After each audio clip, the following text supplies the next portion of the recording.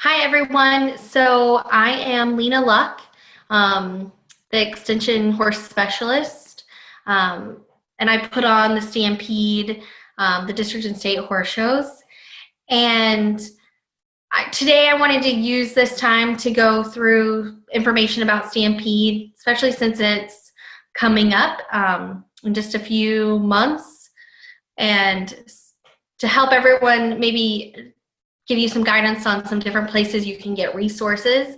And then if anyone has any questions in general about the Stampede or anything really related to the 4-H horse program, I'm more than happy to spend this time answering questions. So I'm going to share my screen because I have a little presentation.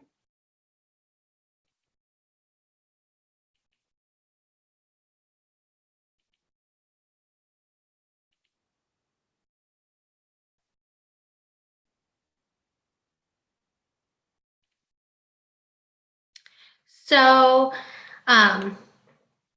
this next year, the Stampede will be held on March 10th at the Animal Science Building. If you don't already know, there's a horse bowl contest, and I'll go through each of these contests here in a little bit individually, but horse bowl, public speaking, team and individual demonstrations, art and photography.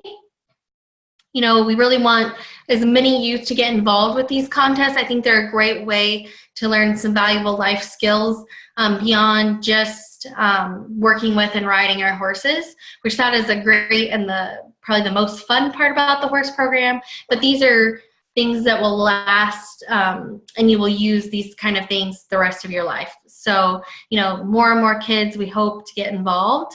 And so this year we do want to offer some of these in some different ways to hopefully help get more youth to come.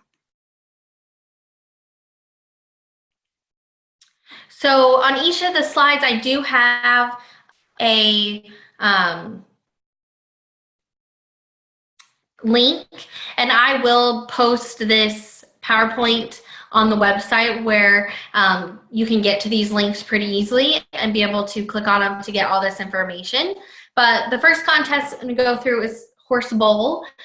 Basically, it's like a quiz bowl contest where the youth are going to be asked questions. You can see in this picture, they have a buzzer. There's 4 to a team, and they will buzz in to answer the questions. But it's basically a a contest where you can show off your knowledge of the horse.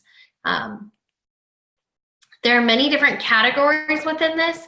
So there's nutrition and feeds, breeding, genetics, reproduction, anatomy, physiology and endocrinology, breeds, breed associations, colors and markings, anything to do with showing and showing procedures. So the horse judging rule book, and the information on all the different classes, that would be the types of questions. Diseases, unsoundnesses, blemishes, things like that, parasites, tack equipment, and housing of your horse, different things like that. There are some specific sources that we use, and we try and make sure that all the questions, we do have a source that we could look up the answer to it pretty easily and quickly. But the 4-H Horse Show and Judging Guide, 4-H Horses and Horsemanship from the 4-H National 4-H Council, the 4-H Horse Industry Handbook, the 4-H Horse Manual, the Advancement Membership Manual from the Nebraska 4-H, we use that, and then a book by Evans called The Horse. It's a little outdated, but it does have good information, so it's used as a source. Each team should consist of at least 3 team members and no more than 5, because you can have an alternate. Depending on what your goal is with your team, we have junior teams and senior teams. The senior teams are trying to qualify and can qualify to compete at the national roundup in Denver for the next year as a team. However, for that, you would need to be a senior team, and all of the members of your team would need to be over the age of 15. Whereas for our juniors, they can be below that. We do have some combined teams where there's juniors and seniors on the teams, and that's more than acceptable, because I know sometimes in some of our smaller counties it's hard to get a full team of all seniors. The only thing is if you do have any seniors on the team, you will have to compete at the senior level. However, one thing that we do ask every year, if you do have a team, is that you put together questions that you submit to me. And then we use those questions. We use some of them that year, and then we hold the questions. For sure, we'll use some the next year. We don't necessarily keep the question exactly word for word. We may alter the questions slightly, but we do try and use those questions in future years. So if you have a team and you have a question bank that you've been practicing from, feel free to submit up to 100 questions, ideally 10 questions from each of those 10 categories. However, the format, they do need to be in the correct format for us to be able to use them. For instance, they do have to have the question, and then the answer needs to include the source, the name of the book, and the page number where the information was found. But we do use those questions. Every year I have about one team that sends me questions, which is why we don't use just those questions. We do use lots of others, but the more teams that send them in, the better. That would be great. If you're going to send in questions, preferably if I can have them by the middle of January, is ideal, because I need plenty of time to format the questions and go through them and add them to our rounds. But the big thing I wanted to do today was give you resources on places to get information that can help you prepare for the Horse Bowl contest or any of the different Stampede contests. One place I think would be a great resource is I've developed study courses for level 1 and 2 for the advancement level program. However, those study courses are not necessarily just guided towards that. They're basically just information, and there's lots of quizzes and interactive activities that you can do through those online courses that would all be great resources to review and learn the material of things that would be in the Quiz Bowl contest, like questions that would be asked. There's also really large question banks within those study courses, and they're very similar types of questions that would be in the Horse Bowl contest. So if you're just looking for another source of a way to study and prepare for the Quiz Bowl contest, especially your junior contest, the level 1 and 2 would be appropriate, would have a lot of the information they're going to ask in those junior type questions. I will say we're working on a level 3 course that's going to have a lot more of your advanced nutrition, reproduction, diseases information. And then once that's complete, it would be probably a really great resource for preparing for Quiz Bowl. But in other places I found there are lots of websites or places where they have actual rounds from previous years put together and posted on their websites. And so I've put links to those here so that if you're just wanting to practice questions and being able to answer them, I would say these 4 links are really great resources. I was going to click on one just so you can get an idea of what it looks like. But as you can see down here, there's practice question rounds for lots of different years. So for instance, last year's senior Quiz Bowl rounds, they have one-on-one questions, and they even go through the same kind of format that we use, bonus questions. So I mean, these are great resources for practicing these types of questions.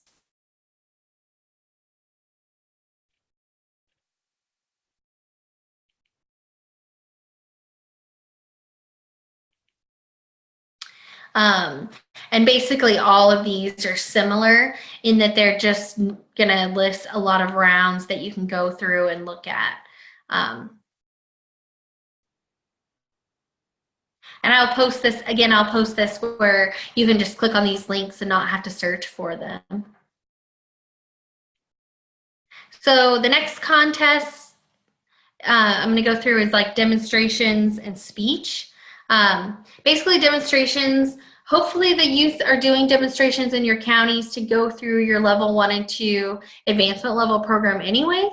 And so it's taking that type of demonstration and making it a little more elaborate, a little more illustrated, having a little more detail to it is what this would be. And they can either compete as an individual or as a team. And as a team, there would be 2 team members on a team. Just some information about it. You can't use any live animals. You can have notes. However, I would advise you not to use a ton of notes, to at least have a good portion of it memorized. But maybe, I know a lot of times it's helpful to have a note card where you have maybe things that help remind you of what you need to talk about next. Or in your presentation, you have items that you're using during your demonstration that kind of help you move on through it and keep yourself current on where you're at. We don't provide a PA. However, we do provide a computer and a projector, so you can use that if you bring a USB jump drive with your presentation on it. You can use that for during your presentation. Your presentation should be anywhere from 10 to 15 minutes, and it should cover anything related to the horse, basically. And I have listed on here a ton of topics because I get asked every year, you know, we just can't think of an idea to do our demonstration. And so I've put together a really long list, hoping this will help people maybe feel a little more comfortable not having to come up with something completely on their own. At the end, you do need to cite your major references at the conclusion of your demonstration, but it's not counted in your time. And then the judges can ask you questions, and they're going to ask you questions specifically related to your topic. So some planning, if you're working on coming up with a demonstration, some things that are really key into doing this is to select a single, simple idea, and then to build your demonstration on that. So come up with an idea, plan what all you're going to talk about within that idea. So, you know, if you're doing tacking up or tacking a horse western, maybe going through the different parts of your equipment and then talking about the different stages that you would go through while tacking up, things you should be thinking about. So planning kind of your body of your demonstration and what all you want to cover. And then you want to go through and come up with a conclusion and then an introduction. And I recommend that you do those last because you already know everything you're going to talk about. You have your idea out and figured, and then come up with your conclusion and then your introduction and then a title last, because you have plenty of time to come up with a title, and it should be based off of what all you plan on talking about. So public speaking, similar to demonstrations, except for you won't be using props, or you can't bring things in to do your public speaking, your speech, basically.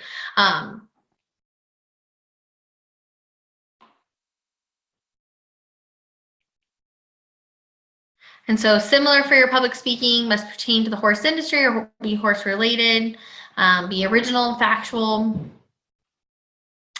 But in this, no visual aids may be used, whereas during demonstrations, you can use visual aids. You may use a note card. There will be no PA system.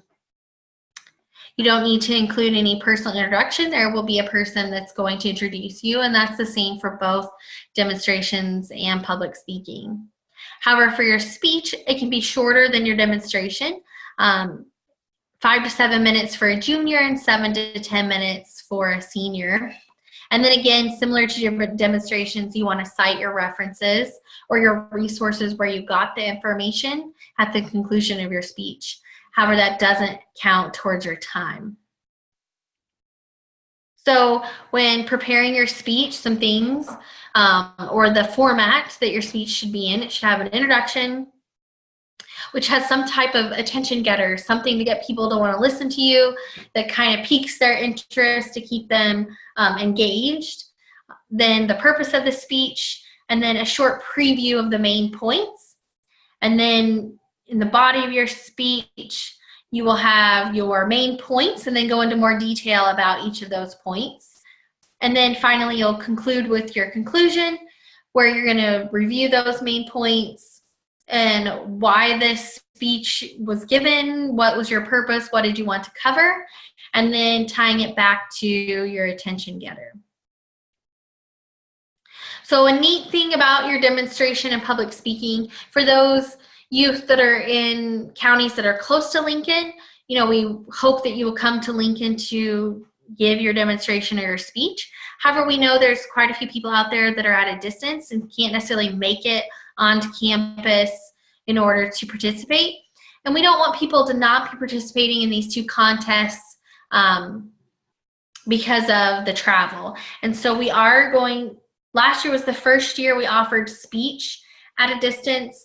And so basically it'll be through the same format through Zoom. However, instead of it being me presenting, the youth would present at your county office, because you'd have to make arrangements with your county office to be there to set up the Zoom for you. This way we can make sure that it's set up where we can see you. Especially for your demonstration, we would need to see you and your presentation, so that we can see the props and the different things that you're using, and then your demonstration as well, your speech as well. And so it'll be similar to this in giving it, and then it'll be the same as on campus. You'll be given a designated time. You will be asked questions similar to everyone on campus from the judges, because it's going to be live. You're going to do this directly with the judges during the time of the contest. But we're hoping this will allow more people to, if you just can't make it to Lincoln for some reason, potentially you could still participate and be involved and potentially qualify for nationals to give your speech or your demonstration. It's a pretty neat contest if you get to go. And so, I encourage people to work towards that.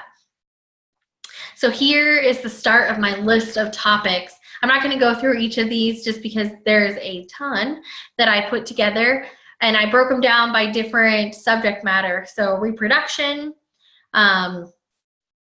anything from equipment for breeding to selecting a broodmare and a stallion, anatomy, so functions of the reproductive tract of the mare or the stallion, solving breeding problems, those types of things. Nutrition, what to look for in good quality hay or grain, what nutrient requirements are of the horse, balancing a horse ration, pasture selection, renovation and fertilization, plants, feeding of an older horse, and then health. There were tons of different things under health that can be a speech or a topic. Vaccinations, emergency first aid kits, methods for preventing disease, or methods for preventing parasite infestations, or to at least reduce the risk of parasite infestations, treating a leg injury, bathing horses, different diseases, so respiratory diseases that could be rhino or influenza, or both two respiratory diseases that potentially you could group together and put together a presentation. The importance of the Coggins test and why it's given, why we want to test horses to make sure they're not infected with EIA, equine infectious anemia. Those are all good things. Some more topics. We have management type topics, selection, so facilities, How to determine a horse's age. You could do this on teeth and determining age, or there's other ways of looking at a horse through their body and physical characteristics for determining age. So you could combine that together.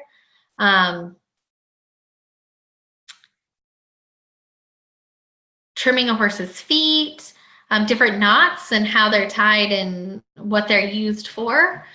Selection, so this is going to be similar to some of our things that you would see in horse judging or horse judging contests, but you could give a presentation on how do you organize and give a set of reasons, or how do you judge specific classes, what is the judge looking for, and then just conformation in general, so anatomy of the front leg or the foot or their hind end. All of those could be different topics. And then two other big areas would be training. And this one, you know, a lot of kids will have a lot of experience in these areas, and so you're just teaching what you already know and giving a demonstration on what you already know. So how to catch, halter, and lead a horse, selecting the proper bit. So if you know a lot about bits, or you want to learn more about bits, you could do a presentation on selecting the proper bit for different types of horses, different types of events, rider aids. So there's the artificial and natural aids. What are the differences? How are they used? Some of those kind of things. Genetics, I would say this is a really neat, interesting topic. And that could be coat colors and markings, and how does genetics play a role in that? There's genetic diseases that are prevalent, especially within different breeds of horses. So the Arabians, there's several genetic diseases. With the quarter horse, there's several genetic diseases that can be passed down. And so those would be neat, interesting topics for a demonstration or a speech. And then showing, which some of these I already discussed within the judging side of it.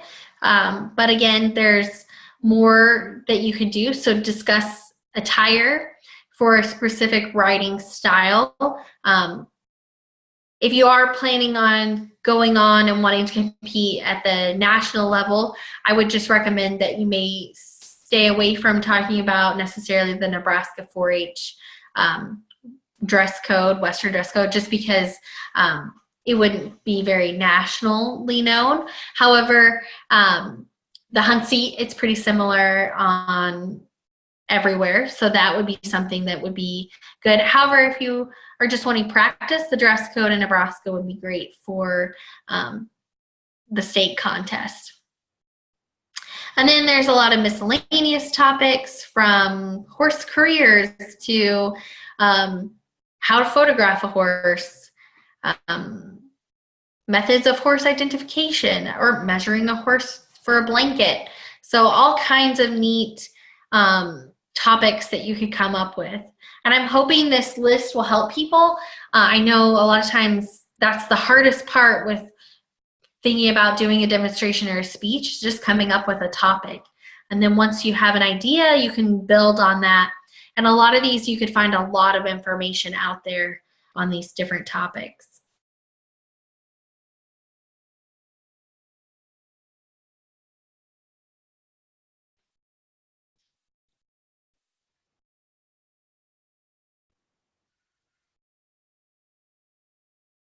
Do I have any questions about any of this before I go on to the next contest? So the next contest is our art and photography contest. The art contest we've had around for a long time, and then just recently in the last few years we've added a photography contest, which has really grown. The art and photography contest, you do not have to be present to participate. You can just mail in your art and photography if you would like. It'll be judged, and then we can mail it back to you. We've done that quite a bit in the past. So if you would like to participate in these, there are some specific rules on the how you display your art or your photography. So you'd want to make sure that you look at those rules when thinking about entering. Some neat things about the art and photography contest: if you win these contests at the senior level, then your art and your photography gets to be displayed on the state horse show program.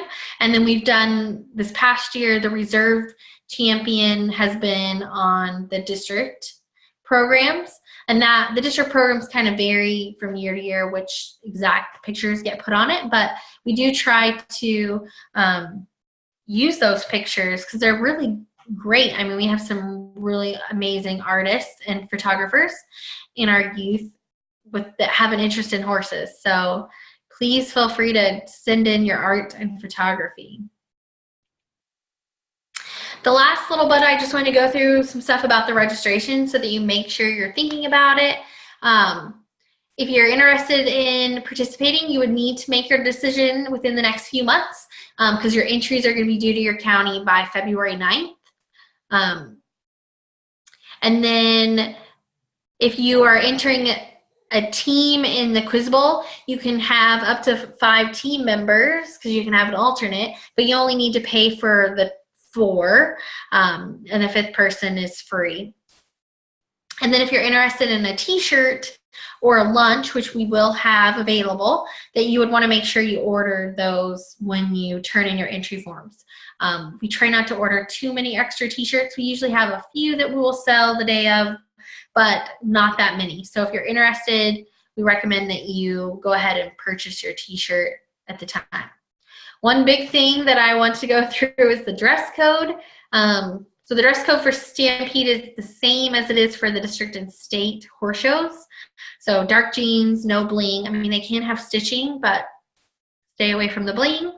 A white button-up shirt, your armband, and boots. You know, I would like people's opinions on this. You know, I've had some suggestions about changing the dress code for Stampede since it's not a contest where we're actually working with horses. But I've only had, you know, a couple comments here and there. And so if there is a strong opinion on the dress code, if people will let me know, we will try and work with you to see what can be done. But as of now, that is the dress code. And the contest is not about what you're wearing. The judges aren't looking at what you're wearing. And so, you know, I don't want the contest to be about that. So it shouldn't be a big deal. But if you have questions on it, let me know. If you have additional questions about the Stampede, you can get to all of the Stampede information at the 4h.unl.edu/horse website. And then from that page, you can get to the Stampede, or you can just type in /Stampede.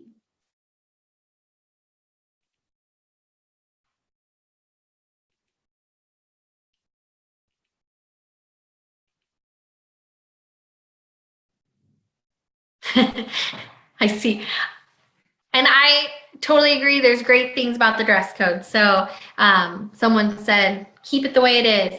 So if you like it, that's great. Does anyone have any just particular questions about Stampede or different contests or something in general about the horse program that you want to know? I'm here. I'm more than happy to answer.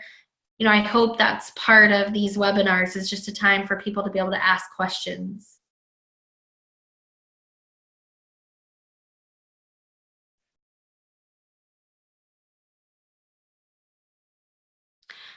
I hope that some of you are going to participate. I hope this gives you a place to go to get some questions if you're studying and practicing for Quiz Bowl so that you can get ready and prepared. And then if you are thinking about doing a demonstration or a speech, I hope I gave you a good enough list that maybe something on there will pique your interest and you'll want to get involved. I will post this back up on the Facebook page, as well as if you go to 4h.unl.edu/horse. On that page, you can get to where it says Nebraska Equine Webinars. And from that page, you can get the recording as well as a link to click on where you can get the actual PowerPoint and you can download it and open it, so you can easily access those links without having to type them in. Well, if I don't have any additional questions, I will let you go for today. Thank you for joining. I really appreciate it, and hope to see you next month when we have a recording or a webinar covering some interesting things that judges are looking for.